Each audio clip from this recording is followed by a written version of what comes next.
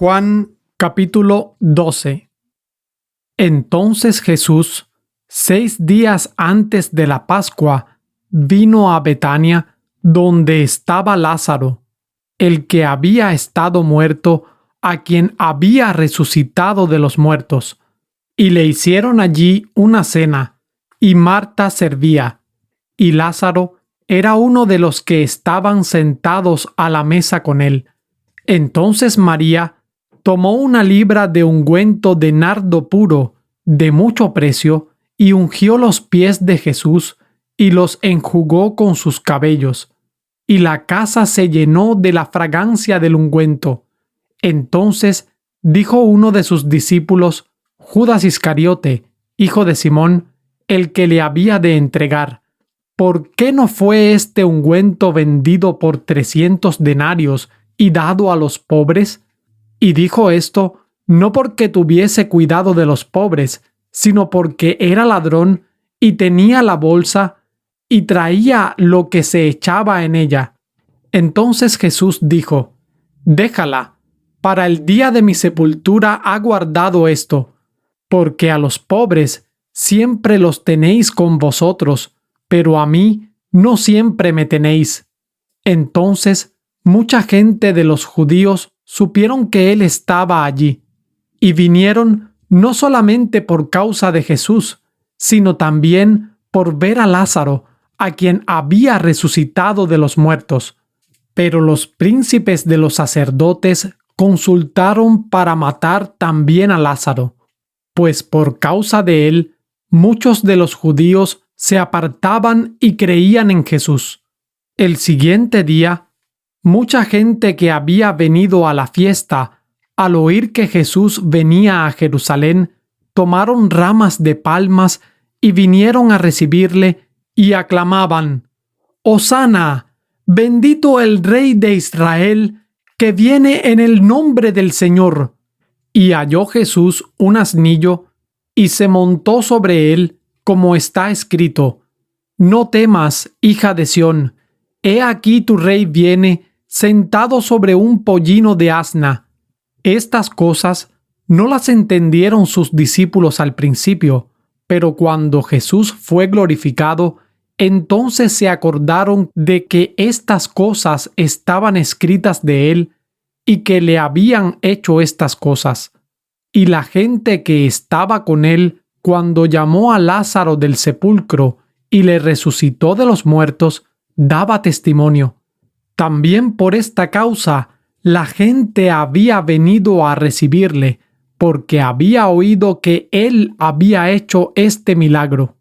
Pero los fariseos dijeron entre sí: ¿ves que nada ganáis? He aquí el mundo se va tras él. Y había ciertos griegos de los que habían subido a adorar en la fiesta.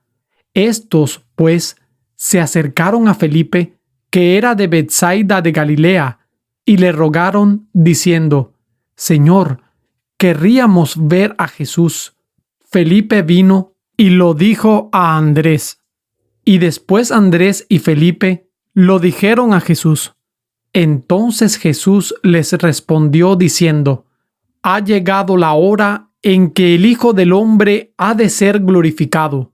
De cierto os digo que si el grano de trigo no cae en la tierra y muere, queda solo, pero si muere, lleva mucho fruto. El que ama su vida, la perderá, y el que aborrece su vida en este mundo, para vida eterna la guardará. Si alguno me sirve, sígame, y donde yo estuviere, allí estará también mi servidor. Si alguno me sirviere, mi Padre le honrará. Ahora está turbada mi alma.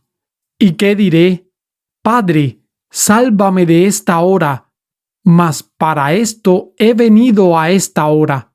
Padre, glorifica tu nombre». Entonces vino una voz del cielo que decía: «Lo he glorificado y lo glorificaré otra vez». Y la multitud que estaba presente y había oído decía que había sido un trueno. Otros decían: «Un ángel le ha hablado». Respondió Jesús y dijo: No ha venido esta voz por causa mía, sino por causa de vosotros. Ahora es el juicio de este mundo. Ahora el príncipe de este mundo será echado fuera. Y yo, si fuere levantado de la tierra, a todos atraeré a mí mismo. Y esto decía indicando de qué muerte había de morir. La multitud le respondió: Nosotros hemos oído de la ley que el Cristo permanece para siempre. ¿Cómo pues dices tú que es necesario que el Hijo del Hombre sea levantado? ¿Quién es este Hijo del Hombre? Entonces Jesús les dijo: Aún por un poco está la luz entre vosotros. Andad entre tanto que tenéis luz, no sea que os sorprendan las tinieblas, porque el que anda en tinieblas no sabe a dónde va. Entre tanto que tenéis luz, creed en la luz, para que seáis hijos de luz. Estas cosas habló Jesús y se fue y se ocultó de ellos.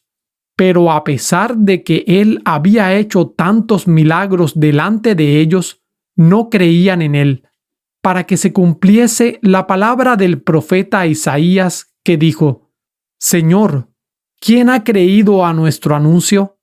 ¿Y a quién se ha revelado el brazo del Señor?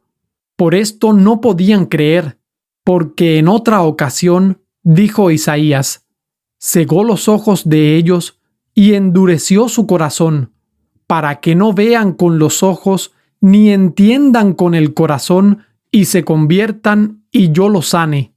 Estas cosas dijo Isaías cuando vio su gloria y habló acerca de él. Con todo eso, aún muchos de los príncipes creyeron en él, mas por causa de los fariseos no lo confesaban para no ser expulsados de la sinagoga, porque amaban más la gloria de los hombres que la gloria de Dios.